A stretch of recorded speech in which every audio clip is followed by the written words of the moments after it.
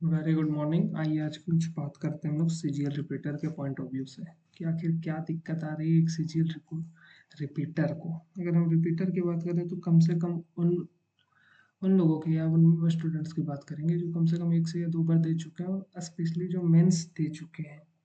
हमारे पास क्या प्रॉब्लम है? More than enough source. First problem, more than enough source. हम लोग के पास सोर्स बहुत ज़्यादा है। First problem. सेकंड प्रॉब्लम की अगर हम लोग बात करें तो हम लोग के पास क्या है, बहुत ज़्यादा है टीचर को हम लोग कभी कभी फॉलो कर लेते हैं कि कभी कि इनका कर लिया कभी उनका कर लिया। हम लोग के लिए बेसिकली हम लोग को चार सब्जेक्ट टारगेट ही करने हैं। हम लोग को ज़्यादा तो सब्जेक्ट टारगेट करना ही नहीं है, तो इसलिए हम लोग चार सब्जेक्ट में टारगेट ही करना है। सबसे पहले देखिए, मोस्ट इम्पोर्टेंट अभी अगर सेक्शनल टाइमिंग आ जाती है, सेक्शनल अगर आ जाती है तो कहने के लिए बहुत सर कहेंगे, लेकिन मैथ में 15 मिनट में 25 क्वेश्चन पॉसिबल नहीं है, तो हम लोग 15 मिनट में 20 क्वेश्चन टारगेट करते हैं, और 15 मिनट में रीजनिंग 25 डुएबल है, और जीके और इंग्लिश तो आसानी से हम लोग कर ही सकते हैं। अब पढ़ना कैसे, सबसे बड़ी बात है। रिपीटर्स बार बार ये नहीं होता रिपीटर्स में कि हम लोग के पास नॉलेज नहीं है, बस सिली मिस्टेक हो जाती है। सिली मिस्टेक लाइक दैट कि मान लीजिए क्वेश्चन में हम लोग का एक सिंप्लीफिकेशन है, आंसर है 2/7, और लेकिन हम लोग क्वेश्चन सॉल्व कर दिए सिंप्लीफिकेशन का, लेकिन देखिए ऊपर में इसका रेसिप्रोकल लिखना है। हम लोग जब आंसर की बारी आता है तो अगर ऑप्शन ए में 2/7 है और ऑप्शन बी में अगर 7/2 है, तो हम लोग फट के 7/2 को टिक कर देते हैं। ये मैथ में सबसे बड़ी प्रॉब्लम थी, सिली मिस्टेक। जो रिपीटर है उन लोग के लिए स्पेशली सिली मिस्टेक।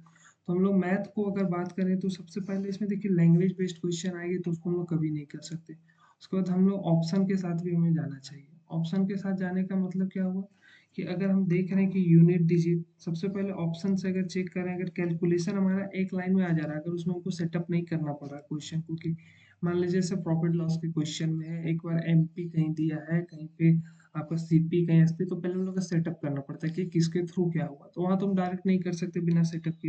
लेकिन जिस जगह पे जैसे मैंसूरेशन मैंसूरेशन की अगर स्पेशली हम लोग बात करें, या फिर मेंसुरेशन एक कैलकुलेटिव होती है, मेंसुरेशन की अगर हम लोग बात करें तो उसमें हम लोग को पता है कि ये फार्मूला है, तो उसको हम लोग को लिखने का जरूरत नहीं। मान लीजिए वॉल्यूम ऑफ क्यूबॉइड की बात कर रहे हैं तो एलवीएच की हम लोग की जरूरत नहीं है, हम लोग सीधा देख रहे हैं एल है।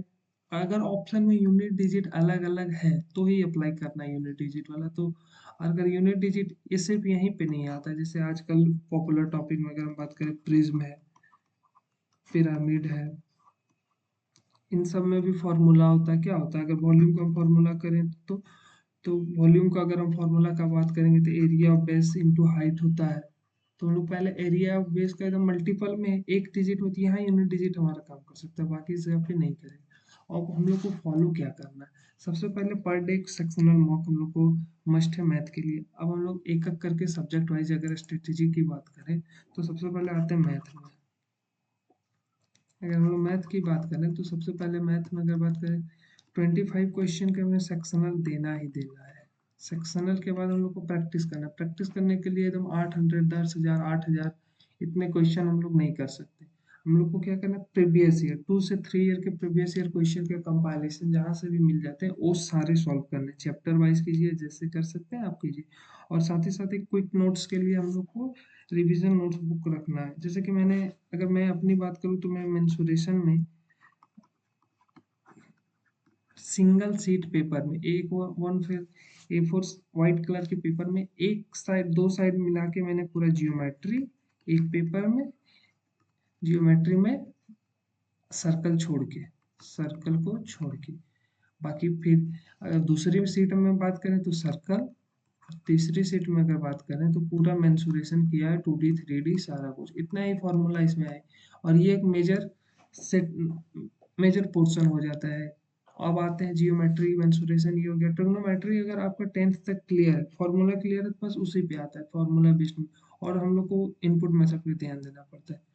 अब आते हैं, अगर हम लोग रीजनिंग की बात करें, मैथ की बात होगी, और इन डिटेल्स अगर आपको चाहिए तो नेक्स्ट वीडियो में हम इन डिटेल देंगे पूरे सेक्शन के वाइज कि कहाँ से क्या पढ़ना है। अगर हम रीजनिंग की बात करें तो एक बार आप रीजनिंग में अपना कोर्स कंप्लीट कर लिए तो फिर आपको कोई जरूरत नहीं, फिर आपको अगर बार बार प्रैक्टिस की जरूरत है। जैसे बहुत सारे हैं जो आपको बिना पेन उठाए करने हैं। जैसे अगर क्वेश्चन हमारा कैलेंडर से आता है, कैलेंडर से हम लोग को पेन नहीं उठाना। दूसरा क्लॉक से आता है, वहाँ पेन नहीं उठाना है। तीसरा क्वेश्चन अगर हम लोग के पास सिटिंग अरेंज, ये सब हो गया सिर्फ। अब हम लोग डाइस हो गए, डाइस में भी हमें पेन नहीं उठाना है, बहुत सारा प्रैक्टिस करना है। ये हो गया। दूसरा हमें सेलॉग, ये टाइम टेकिंग हो सकते हैं कभी कभी। तीसरा हो जाता है एनालिटिकल रीजनिंग में, खास करके एजम्पशन वाले क्वेश्चन, जो एजम्पशन बेस्ड होते हैं वो थोड़ा हम लोग को दिक्कत करता है, कंफ्यूजिंग हो जाता है, क्योंकि उस पर हमें पता नहीं। इसमें हमें कम से कम 100 क्वेश्चन की प्रैक्टिस नहीं है, तो फिर ये 100% एक्यूरेसी के साथ हो पाना मुश्किल हो जाता है। आगे की अगर हम लोग बात करें, जैसे स्लॉग है और एनालॉगी। एनालॉगी एक ऐसा रीजनिंग का पोर्शन है, अगर आपको क्लिक कर गया तो 1 to 5 सेकेंड, क्लिक नहीं किया, अगर आपको क्लिक ही नहीं करता कि उसमें क्या आ रहा है, तो फिर आपके पास मिनट भी काफ़ी चले जाएंगे। अगर इसी तरह अगर हम रीजनिंग की बात कर लें, क्या करना है, अगर हम थर्ड पोर्शन, इसके इन डिटेल वीडियो भी आएगी, ये तो भी मैं आपको आउट पोर्शन बता दे रहा हूँ। अब इंग्लिश है, इंग्लिश में अधिकतर लोग क्या कर रहे हैं, सॉरी, इंग्लिश की बात करें तो इंग्लिश में सबसे पहले हम लोग को क्या ध्यान देना है, ग्रामर से हमारा कितना क्वेश्चन आता है, एक फिलर है, दूसरा क्या आ जाता है सेंटेंस इम्प्रूवमेंट,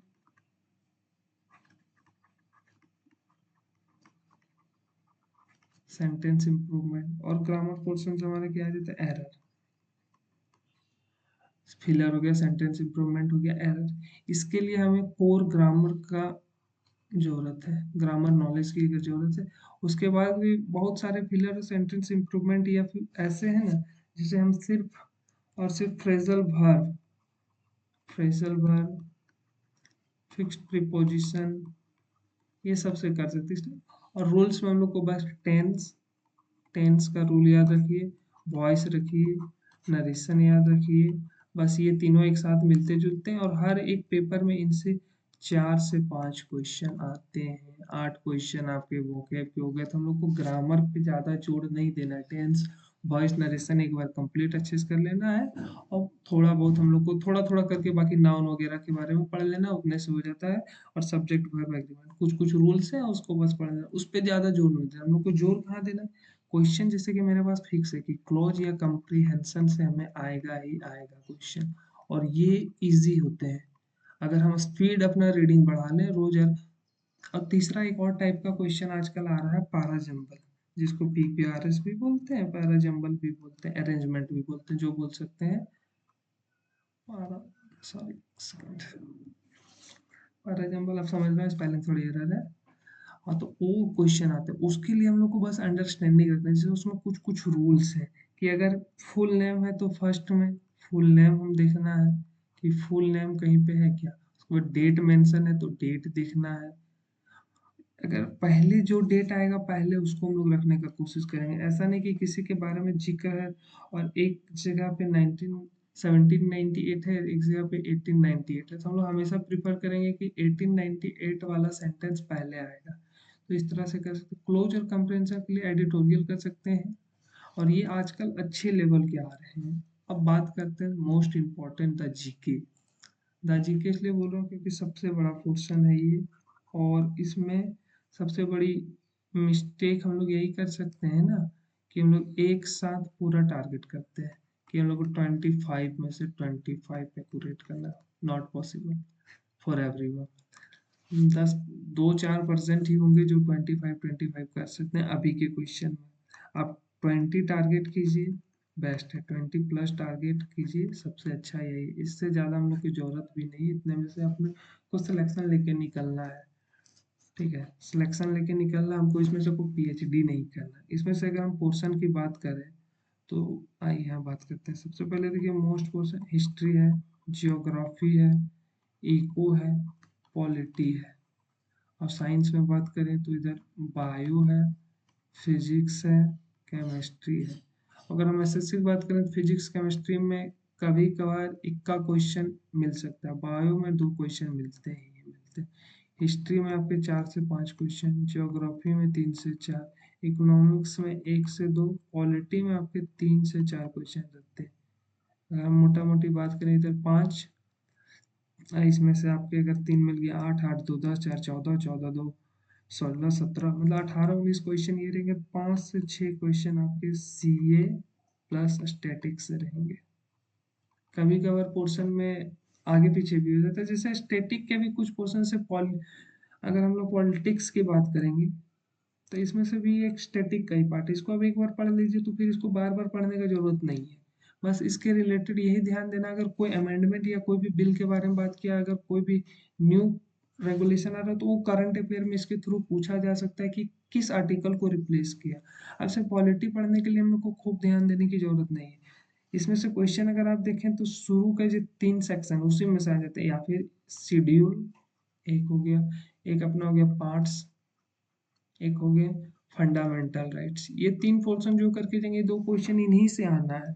बाकी आप कितना भी करें ना करें कोई फर्क नहीं पड़ता, लेकिन इससे 2 क्वेश्चन आएंगे ही आएंगे। कोई भी पेपर आप निकाल के देख लीजिए, शेड्यूल पार्ट्स और फंडामेंटल से 2 से 3 क्वेश्चन आते ही आते हैं। मैक्सिमम 2 मान के चलिए, 2 तो कंफर्म है, 3 भी कभी कभार आ सकते हैं।